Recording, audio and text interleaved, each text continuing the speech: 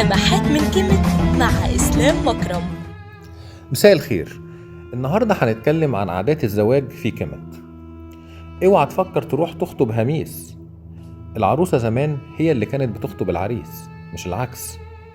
اتعلمنا من أجدادنا كل العادات والتقاليد اللي موجودة عندنا دلوقتي: المهر، الدبلة، القايمة، وتعدد الزوجات كمان.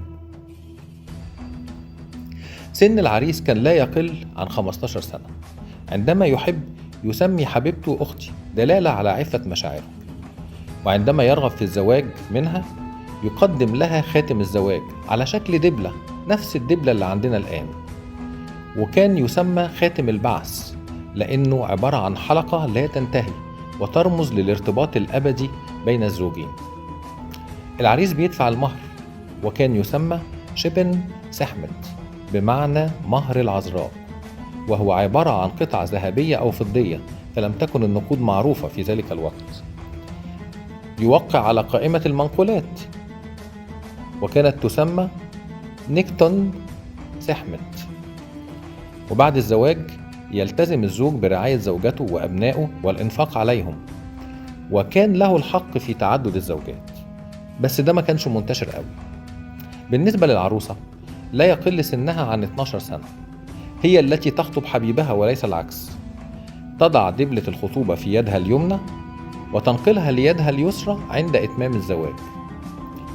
تستطيع أن تعمل إذا شاءت، وكانت تشارك في كل مجالات الحياة.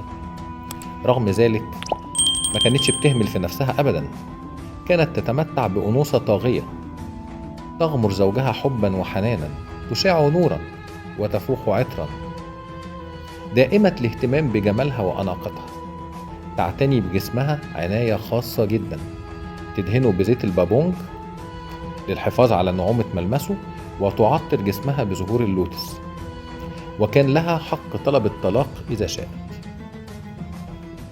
الموثق، ما يعادل المأذون الآن، هو موثق من المعبد، يقوم بتحرير وثيقة الزواج على ورق البردي من 3 نسخ: نسخة له، نسخة للزوجين، ونسخة لدار المحفوظات لحماية الحقوق.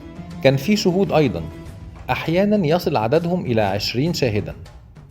وتؤكد النصوص التي وصلت لنا أن الأسرة الكيميتية كانت تنعم بالاستقرار، وكانت حالات الطلاق محدودة للغاية، حتى أن تعدد الزوجات لم يسبب أي مشكلات. على العكس، كثيرا ما كانت العشرة والصداقة تجمع بين الزوجات، ولدينا أمثلة على ذلك. أذكر منها النبيل أميني، هو أحد نبلاء الدولة الوسطى، كانت له زوجتان وكانتا صديقتين. أنجب من زوجته الأولى 3 بنات وولد، وأنجب من الثانية 5 بنات وولدان. ونلاحظ أن كل واحدة من الزوجتين أطلقت على بناتها اسم الزوجة الثانية، وهذا يدل على مقدار التفاهم والود الذي جمع بينهم. المجتمع في كيميت كان مجتمع مدني شديد التحضر، صدر عاداته وتقاليده لمختلف الثقافات عبر الزمان والمكان.